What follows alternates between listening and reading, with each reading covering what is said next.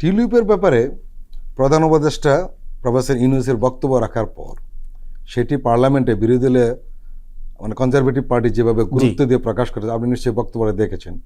আমাদের যে বিরোধী দলীয় নেত্রী রয়েছেন উনি যে বক্তব্যটা রেখেছেন অসম্ভব গুরুত্ব দিয়েছেন, কিন্তু ভীষণ গুরুত্বপূর্ণ।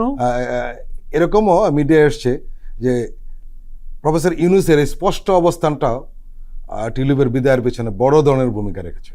আমি তার সাথে একমত, এবং আমার মনে হয়েছে যে সানডে টাইমসকে প্রফেসর ইউনূস যেভাবে বলেছেন যে একটি অর্গানাইজড ডাকাতির কবলে পড়েছে বাংলাদেশ, এই রকম করে এত সুন্দরভাবে বিশ্লেষণ করা এবং বিশেষায়িত করা, কেননা পরিবারটি যেভাবে বাংলাদেশ লুট করেছে, তাদের সাঙ্গপাঙ্গরা যেভাবে দেশের সম্পত্তি লুট করেছে, এবং একজন সরকার প্রধান যখন তার সাহায্যের জন্য মানে আর্তনাদ করেন, সেটি কিন্তু বিশ্বের যে কোনো দরবারে গিয়ে পৌঁছবে।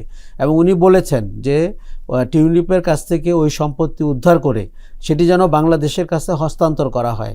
আমি খুব একটা অবাক হব না যদি আগামী কয়েক সপ্তাহের মধ্যে এরকম একটি বড় ঘটনা ঘটে যে মানি লন্ডার্ড মানি থেকে আমরা কিছু অংশ ফেরত আনতে পেরেছি, কোনো জায়গায় সম্পত্তি বাজেয়াপ্ত করে বা জব্দ করে আমরা সেটি বাংলাদেশ সরকারের কাছে প্রত্যার্পণ করতে পেরেছি। আমার মনে হয়েছে আরও দু একটা জায়গায়ও একই ঘটনা ঘটতে যাচ্ছে, এবং এটি সরকারের জন্য একটি বড় অ্যাচিভমেন্ট হবে বলে আমি মনে করি। প্রফেসর ইউনূসের স্ট্যান্ড নেওয়ার 24 থেকে 48 ঘন্টার মধ্যে কিন্তু টিউলিপের পদত্যাগের ঘটনা ঘটলো, এবং সেটি এই পুরো প্রসেসটাকে অনেক জোরালো করেছে।